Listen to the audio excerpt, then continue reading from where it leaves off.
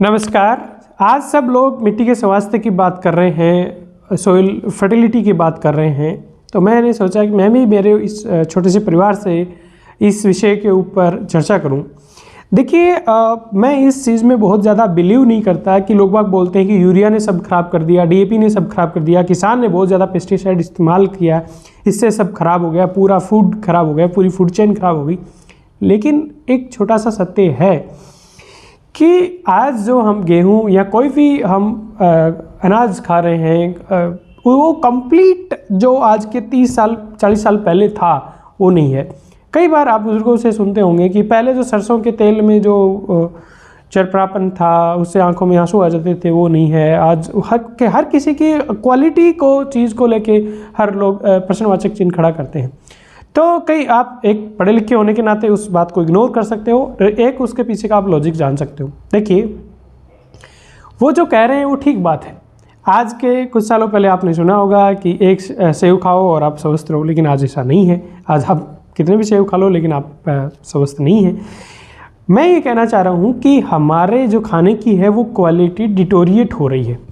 आज मैं अच्छी सैलरी ले रहा हूँ, आप अच्छा कमा रहे हैं, हम खाना खा रहे हैं, खुश हो रहे हैं, हम ये खा रहे हैं, सलाद खा रहे हैं, ये खा रहे हैं, वो खा रहे हैं, लेकिन उसकी क्वालिटी वो है जो होनी चाहिए, उसकी न्यूट्रिशन वैल्यू जो है जो होनी चाहिए, उसमें वो पेस्टिसाइड का इतना रेजिड्यू जो है वो क्या उतना रेजिड्यू हमारी बॉडी उसको सहन कर पाएगी। तो ये कुछ प्रश्नवाचक चिन्ह है। और क्या हम जो प्रोडक्शन कर रहे हैं, जो हमारा भारत का जो प्रोड्यूस है, क्या वो इंटरनेशनल मार्केट में जगह बना पा रहा है? क्या हमारा प्रोड्यूस है उसमें जो केमिकल है, पेस्टिसाइड है, उसका रेजिड्यू इंटरनेशनल स्टैंडर्ड से नीचे है? पिछले कुछ सालों में हमने बासमती में अनुभव किया, हमारे बहुत ज़्यादा यहाँ ट्राइसाइक्लोजोल यूज होता है, इसलिए हमारा बासमती एक्सपोर्ट होना बंद हो गया। ऐसे बहुत सारे एग्जाम्पल हैं, उन पे हम नहीं जाएंगे। पर हमको ये लग रहा है कि हम बहुत अच्छा खाना खा रहे हैं, वो भी वास्तव में बहुत ज़्यादा हेल्दी नहीं है। एक डाटा है, सर्वे है, उसके अकॉर्डिंग हमारी जो टोटल पॉपुलेशन है इस ग्लोब की, इस प्लेनेट की, उसका 2/3 लोग माल न्यूट्रिशन है, वो उनको पौष्टिक खाना नहीं मिलता। 2/3, आई थिंक आप और हम भी उसके अंदर आते होंगे। और देखिए, ये ज़्यादातर जो प्रॉब्लम है उनमें यदि हम एज ए एग्रीकल्चरिस्ट, हम एक खेती करने वाले की दृष्टि से सोचें तो उसमें फर्टिलाइज़र का एक बड़ा रोल होता है कि फर्टिलाइज़र की 3 सिचुएशन बनती है, या तो अंडर यूज़ है फर्टिलाइज़र, या ओवर यूज़ है, या आप फर्टिलाइज़र का हम मिस यूज़ कर रहे हैं। तो आज की इस टॉक को बहुत लंबी की जा सकती है, लेकिन हम सिर्फ फर्टिलाइज़र पे ही हम कंसर्न करेंगे कि फर्टिलाइज़र का या तो हम अंडर यूज़ कर रहे हैं। अंडर यूज़ कौन कर रहा है? जैसे वेस्टर्न राजस्थान का आदमी कर रहा होगा, उसको जानकारी नहीं होगी, वो फर्टिलाइज़र उतना नहीं दे पा रहा होगा। या ओवर यूज़ कर रहे हैं, जहाँ अच्छा प्रोडक्टिव एरिया है वो लोग बहुत ज़्यादा यूज़ कर रहे हैं, या मिस यूज़ भी कुछ लोग कर रहे होंगे जिनको जानकारी का अभाव है। इस चीज़ को ऐसे भी समझा जा सकता है कि आप गेहूं का एवरेज मान लो 50-60 क्विंटल प्रोडक्शन ले रहे हो पर हेक्टेयर में, उसका सवाया उसके साथ भूसा निकल रहा है, यानी लगभग 125 क्विंटल प्रति हेक्टेयर आप उस सॉइल से प्रोडक्शन ले रहे हो। तो उससे वो 125 क्विंटल प्रोडक्शन जब निकल रहा है तो उसके साथ में कितने न्यूट्रिएंट आ रहे हैं? क्या हम वो सब न्यूट्रिएंट ऐड कर रहे हैं?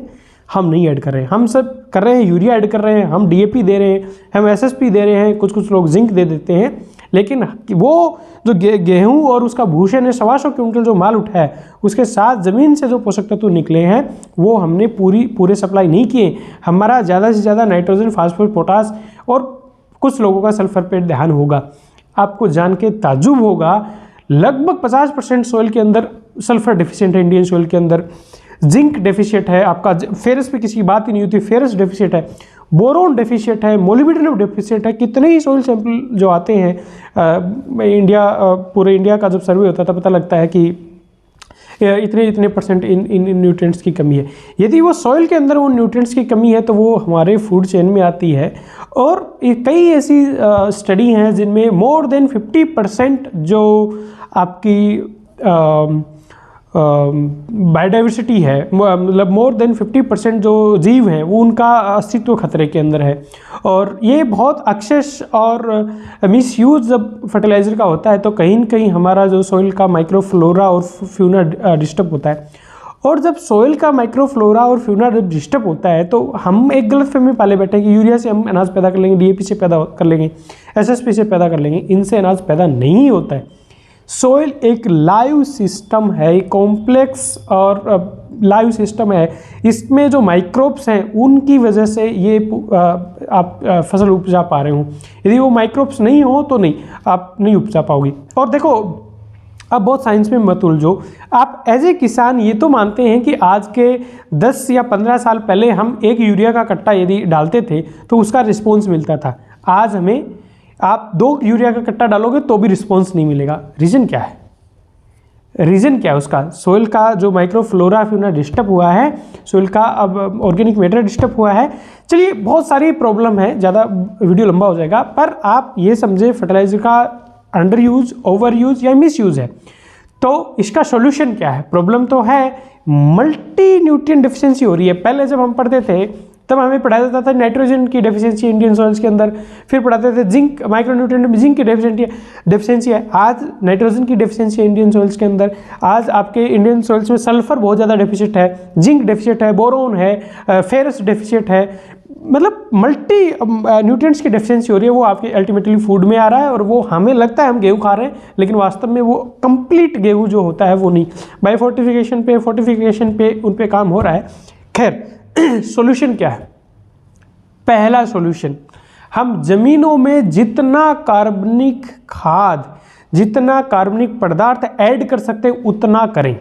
ये हमारे निजी बहाने हो सकते हैं, मेरे पास गोबरी खाद नहीं है, मेरे पास पशु नहीं है, मेरे पास वर्मी कंपोस्ट नहीं है, मेरे पास फलाना नहीं है, दिखड़ा नहीं है, पर हम किसी भी माध्यम से जमीनों में कार्बनिक पदार्थ ऐड करें, उसका कोई भी अल्टरनेट नहीं है।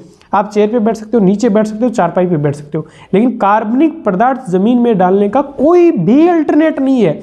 और जो माइक्रोब्स असंख्य, एक आपकी मुट्ठी में असंख्य माइक्रोब्स आ जाते हैं एक मुट्ठी मिट्टी में, वो उनका जीवन का आधार है, वो है आपका सॉइल का ऑर्गेनिक मैटर, कार्बनिक पदार्थ। यदि जमीन में कार्बनिक पदार्थ नहीं है तो वो कुछ नहीं है, सिंपल चट्टान का पिसा हुआ एक पाउडर है।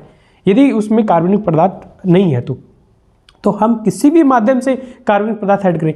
इसे समझिए, आप और हम लोग जहां आज हैं, काम कर रहे हैं, जो सोच रहे हैं, हमारी सोच से ये प्राइवेट प्लेयर हैं, ये बहुत एडवांस रहते हैं। आप देखिए, आज के 5-10 साल पहले आपने ह्यूमिक एसिड का नाम सुना था, आपने किसी जाइम का नाम सुना था, आपने किसी इनका आजकल और जैसे अलग अलग प्रोडक्ट आ रहे हैं, नाम नहीं लेना चाहिए, कोई सागरिका के नाम से आ रहा है, कोई बायोजाइम के नाम से आ रहा है, कोई किसके नाम से आ रहा है, अलग अलग ये चीज़ें आ रही है। पहले कभी सुना?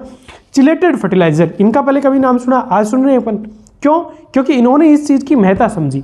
मैं आपको एक थोड़ी सी टेक्निकल बात बता रहा हूँ, आप समझिए इस चीज़ को।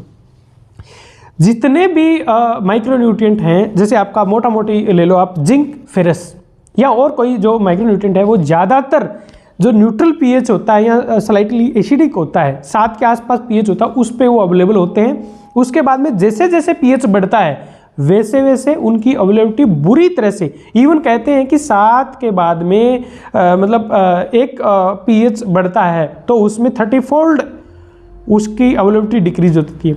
हमें प्राइवेट कंपनियों ने सिखा दिया कि आप जिंक सल्फेट डालो, आप फेरस सल्फेट डालो, फलाना ये डालो, दिखड़ा ये डालो। क्या हमारा इतना, हम सोइल का बहुत ज़्यादा फर्टिलाइजर यूज करके ऑर्गेनिक मैटर डालते नहीं हैं, इतना ज़्यादा पीएच इसका बढ़ रहा है, क्या हम जो जिंक और फेरस और डाल रहे हैं वो प्लांट को अवेलेबल होता भी है? क्योंकि हाई पीएच पे वो अवेलेबल नहीं हो सकते, हाई पीएच पे वो अवेलेबल नहीं हो सकते। तो इन प्राइवेट प्लेयर्स ने क्या किया है, अब इनको फर्टिलाइजर्स को चिलेटेड फॉर्म में लाने लग गए। बुरे नहीं है, हमें चिलेटेड डालने चाहिए, क्योंकि अदरवाइज तो आप किसी भी माइक्रोन्यूट्रिएंट को डालोगे वो सॉइल के अंदर हाई पीएच पे किसी न किसी दूसरे न्यूट्रिएंट के साथ या सॉइल कोलाइड के साथ वो बाइंड हो जाएगा, आपके प्लांट को नहीं मिलेगा। यदि वो चिलेटेड फॉर्म में होगा, चिलेटेड को आप यूँ समझे कि ये आपका जैसे जिंक है और ये चिलेटिंग एजेंट है, तो वो उसको यूँ बाइंड करके रख लेगा और उसको प्लांट को अवेलेबल कराएगा। चिलेटेड पे मैंने एक डिटेल वीडियो बनाया, आप उसको देख सकते हो। पर वो चिलेटेड है, अच्छा है वो सॉइल। यदि आपकी बहुत ज़्यादा उसका पीएच ज़्यादा है, सॉइल सिस्टम आपका गड़बड़ा रखा, तो चिलेटेड फॉर्म में दो। प्राइवेट कंपनियों ने इसकी चिलेशन की महत्ता समझी ना। और चिलेशन कहाँ से आता है, ये चिलेशन आता कहाँ से? सिंपल है, यदि आपकी ज़मीन में ऑर्गेनिक मैटर है, कार्बनिक पदार्थ है, तो उसमें चिलेशन की प्रॉपर्टी रहेगी। आप न्यूट्रिएंट डालोगे, कोई भी न्यूट्रिएंट डालोगे तो वो उसको पकड़ के रखेगा और आपकी जड़, पौधे की जड़ को अवेलेबल कराएगा। लेकिन यदि ज़मीन में ऑर्गेनिक मैटर नहीं है तो उसकी चिलेशन की प्रॉपर्टी नहीं रहेगी, वो आपके प्लांट को अवेलेबल नहीं होगा, वो तो ज़मीन में फिक्स हो जाएगा। यदि सॉइल का पीएच प्लस माइनस है, और पीएच को आप बहुत कंट्रोल नहीं कर सकते, तो पीएच प्लस माइनस है तो वो ज़्यादातर इंडियन सॉइल में प्लस ही है, आपको 7.5 से 8 के आसपास ही मिलेगा। तो उसमें वो आपके अवेलेबल ही नहीं होंगे, न्यूट्रिएंट आप देते रहे, वो फर्टिलाइजर दोगे वो रिस्पॉन्स ही नहीं करेगा। इसलिए ऑर्गेनिक मैटर होना जरूरी है। इन प्राइवेट कंपनियों ने इसकी महत्ता समझी और ये चिलेटेड ले आई। कोई 2 किलो चिलेटेड चीज़ डालने से और उनसे आपकी सॉइल की चिलेशन प्रॉपर्टी ठीक नहीं हो जाती है। सॉइल की चिलेशन प्रॉपर्टी ठीक होगी ऑर्गेनिक मैटर डालने से।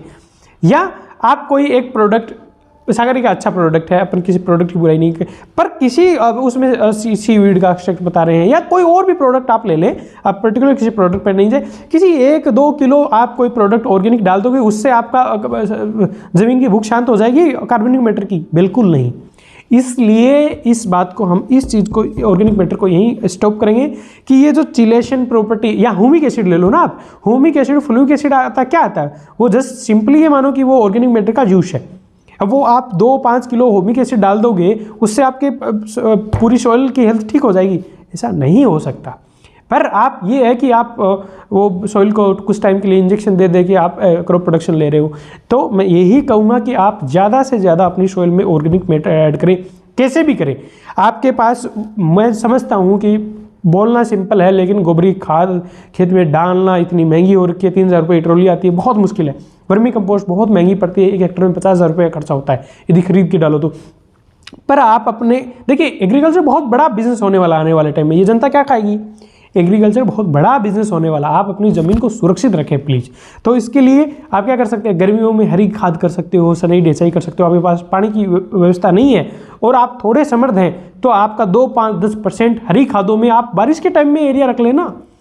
हमें सेंट्रल इंडिया में नौकरी जहाँ करता हूँ, कोटा रीजन में हज़ारों हेक्टेयर में सोयाबीन खराब होती है। इसलिए खराब होती है कि वहाँ वो नीचे के खेतों में लोग सोयाबीन कर लेते हैं, ज़बरदस्ती रुका नहीं जाता है ना, और उसमें हर बार सोयाबीन गलती है। वहाँ सोयाबीन गलाने से बेहतर हम सनई ढेंचा की हरी खाद करें ना यार, वो हमारी सोइल को ठीक करेगा।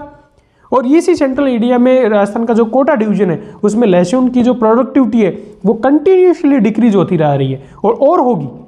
क्यों होगी? क्योंकि ज़मीन में कार्बनिक पदार्थ नहीं है। और जब तक ज़मीन आपकी भुरभुरी नहीं होगी, कार्बनिक पदार्थ नहीं होगा, तब तक उसमें जड़ वाली फसल बहुत अच्छे से नहीं हो सकती। तो ऑर्गेनिक मैटर हम ऐड करें। दूसरा, हम बायो फर्टिलाइज़र का ज़्यादा से ज़्यादा इस्तेमाल करें। बायो फर्टिलाइज़र जो आपके पीएसबी है, राइजोबियम है, एजोटोबैक्टर है, या जिंक सोलुबलाइजिंग बैक्टीरिया है, जैसे फास्फोरस सोलुबलाइजिंग बैक्टीरिया है, या जैसे मतलब इनमें फंगस में देखें तो ट्राइकोडर्मा है, या फिर आपका माइकोराजा है, वेस्कुलर अर्बोस्कुलर माइकोराजा। ये जो आपके माइक्रोब्स हैं जो लैब में कल्टीवेट लोग कर रहे हैं, इनसे लाके अपने खेत में डालें। और ये ऐसे ही खेत में डालने से कुछ सिद्ध नहीं होगा, क्योंकि ये भी वही मल्टीप्लाई करेंगे जहां उसमें ज़मीन में कार्बनिक पदार्थ होगा। तो कार्बनिक पदार्थ यदि बहुत पर्याप्त है, एक टाइम के बाद में आपकी ज़मीन ठीक ठाक हो गई है, उसके बाद में तो ये माइक्रोब्स ऐड करने की ज़रूरत ही नहीं है। सॉइल सिस्टम अपने आप में अपने को ठीक रख सकता है। सॉइल मैं हमेशा बोलता हूँ, ज़मीन को आपको ठीक करना नहीं है, बस आपको ज़मीन को बिगाड़ना नहीं है। तो ऑलरेडी ठीक है यार, इसको क्या हम ठीक करेंगे? ये तो ऑलरेडी ठीक है। और यदि ज़मीन आपकी स्वस्थ है ना, ज़मीन आपकी स्वस्थ है, तो इस प्लेनेट के हर एक जीव को ये समस्त जीवों का पेट भर सकती है, पौष्टिक खाने से पेट भर सकती है, सेफ उनको खाना दे सकती है, और न्यूट्रिशनल सिक्योर फूड दे सकती है। दूसरा कि मैंने कहा कि जैसे बायो फर्टिलाइज़र का हम ज़्यादा से ज़्यादा हमारी फसलों में इस्तेमाल करें। और तीसरी सबसे इम्पोर्टेंट बात जो हर कोई बोलता है, सुनता कोई नहीं है, क्रॉप डाइवर्सिफिकेशन। क्योंकि मतलब बहुत सारे एरिया में, लाइव एग्जांपल से आपको बता रहा हूँ कि जो राजस्थान का कोटा डिवीजन है, उसमें कंटिन्यूस सोयाबीन पिछले कुछ सालों से हो रही है। और जहाँ कंटिन्यूस सोयाबीन हो रही है, पिछले 2-3 साल से मैं ऑब्जर्व कर रहा हूँ, वहाँ फंगस की बहुत प्रॉब्लम हो रही है। आपके यदि कोई भी क्रॉप आप कंटिन्यूस एक जगह करोगे, तो उसमें डिजीज कॉज करने वाले या कुछ खास टाइप के इंसेक्ट डेवलप होंगे, कुछ खास टाइप का वीड फ्लोरा डेवलप होगा। उसमें आप बहुत एक्सेस आप पेस्टिसाइड का यूज करोगे और वो कंट्रोल भी नहीं होगा, आपका प्रोडक्शन भी जाएगा। इस एरिया में सेम फील्ड में आप लहसुन करके देख लो, 2-3 साल तक आपका गार्लिक का प्रोडक्शन डाउन आ जाएगा। सोयाबीन में हालत ख़राब होनी स्टार्ट हो गई है, हम थोड़ा अवेयर हो जाएं। जैसे भी करें वो अपना निजी मामला है, इस ज़मीन को उस चीज़ से मतलब नहीं है कि आपके पास सोयाबीन के अलावा विकल्प नहीं है, और है कि ये है वो। लेकिन हम प्लीज़ कभी कभी रोटेट करें, अदरवाइज यूएस से हमसे बहुत आगे है, अमेरिका बहुत आगे है, वो भी सोयाबीन जहाँ कंटिन्यू सोयाबीन करता था वहाँ वो थक चुके हैं। आज जो बहुत तगड़े तगड़े फंजीसाइड आप नए नए नाम सुन रहे हो, प्राइक्सर, प्लांटजर, ये वो 90s में यूज करके यूएसए ने छोड़ दिए हैं। और उनके कंटिन्यू सोयाबीन लेने से इतनी ज़्यादा प्रॉब्लम, उनके इतने डेवलप्ड है, इतनी मशीनरी है, ये सब होने के बाद में भी वो सेम क्रॉप होने की वजह से वो लोग हार चुके हैं, हम भी हार जाएंगे। इसलिए प्लीज़ यदि संभव हो तो हम क्रॉप डाइवर्सिफिकेशन पे जाएं। कभी कभी हम क्रॉप का वो जो कंटिन्यू क्रॉपिंग का, मोनोक्रॉपिंग का जो एक बना रखा हमने ढांचा, उसको थोड़ा ब्रेक करें। इसके अलावा कुछ चीज़ें और हैं, वो किसान के लेवल की चीज़ नहीं है, उसमें हम सब लोगों को प्रयास करना चाहिए। टेक्नोलॉजी में हम टेक्नोलॉजी वास्तव में बहुत पूरे हैं। आज डेवलप्ड कंट्री में जब देखते हैं कि जब फर्टिलाइजर की बात होती है तब प्रिसाइज एप्लीकेशन होती है, मतलब फील्ड में सेंसर बेस्ड सिस्टम होता है, जहाँ यूरिया की ज़रूरत है, जितनी ज़रूरत है उतना वहाँ डल जाएगा, जितनी फॉस्फोरस या डीएपी की ज़रूरत है उतना वहाँ डल जाएगा। हम उस लेवल पे नहीं है। इवन हमारे सॉइल की जो लैब है, सॉइल टेस्टिंग की लैब है, वो भी बहुत अप टू द स्टैंडर्ड नहीं है। आज आप एक छोटे से हॉस्पिटल में जाते हो, उसमें लैब होती है, और हमारे बहुत अच्छे अच्छे सेंटरों में भी सॉइल की बहुत ऑथेंटिक लैब नहीं है। यार मैं ये मतलब थोड़ी ही ऑफ द वे जाके बात कर रहा हूँ, पर अपने देश की सॉइल की टेस्टिंग की जो लेबोरेटरी है वो बहुत कुछ एक लेबोरेटरी को छोड़ के NABL से एक्रेडिट नहीं है। खैर इस पे ज़्यादा अंदर अपन नहीं घुसेंगे। एक हमें फार्मर को फर्टिलाइज़र अवेलेबिलिटी और क्वालिटी फर्टिलाइज़र अवेलेबिलिटी पे भी हमें थोड़ा ध्यान देना चाहिए, जो एक पॉलिसी लेवल का मैटर है उस पर भी हमें ध्यान देना चाहिए। इस वर्ल्ड सॉइल डे पे मैं आप लोगों को यही मैसेज कन्वे करना चाहूँगा कि हम जैसे भी करें, हम हमारे निजी बहाने छोड़ के प्लीज़ हम ज़मीनों में ज़्यादा से ज़्यादा ऑर्गेनिक मैटर ऐड कर रहे हैं, उसमें बायो फर्टिलाइजर्स डाल सकते हैं तो वो डालें, और हम क्रॉप डाइवर्सिफिकेशन पे जाएं। और ऑर्गेनिक मैटर की जहाँ तक बात है, गोबर की, वर्मी कंपोस्ट की, केचुआ खाद जो है, या फिर आपकी फसल अवशेष आप डालें, या आप हरी खादें करें, सनई ढेंचा की कुछ भी करें, लेकिन कार्बनिक पदार्थ यदि ज़मीन में नहीं है तो वो ज़मीन बेकार है। कार्बनिक पदार्थ बिना ये ज़मीन में कुछ भी नहीं है। और ये जो नई नई चीज़ें आएंगी मार्केट में, कभी ह्यूमिक एसिड आएगा, कभी फुलविक एसिड आएगा, कभी कोई जाइम आएगी, कभी कोई बोतल आएगी, हम लोग वो इस्तेमाल करेंगे, बावड़े बनते रहेंगे, कोई चिलेटेड फर्टिलाइजर के नाम से बेचेगा। लेकिन जब तक हमारी ज़मीन में कार्बनिक पदार्थ नहीं है तो ये माने कि हम आने वाली पीढ़ियों को, यदि हमारा ऑर्गेनिक मैटर कम है तो हम एक साफ सुथरी और एक स्वस्थ ज़मीन आने वाली पीढ़ियों को नहीं दे सकते। और ये हमारी मॉरल ड्यूटी है। ये हम इतने स्वार्थी भी नहीं बने कि हम इस ज़मीन को ख़राब कर दें और भाई चलते बने। जिस कंडीशन में हमें मिली है उससे हम एटलीस्ट बेहतर नहीं करके दें तो एटलीस्ट उस कंडीशन में तो आने वाली पीढ़ियों को सपोर्ट करें। ये थोड़ा अलग सा वीडियो हो गया, पर आप मेरा परिवार हो इसलिए मैंने सोचा इस विषय पे थोड़े अपने को विचार विमर्श करना चाहिए, इसलिए मैंने ये मेरी बात रखी है। कोई गलती हो तो आप क्षमा करें। आप भी अपने विचार कमेंट बॉक्स में लिख सकते हो। नमस्कार, जय हिंद।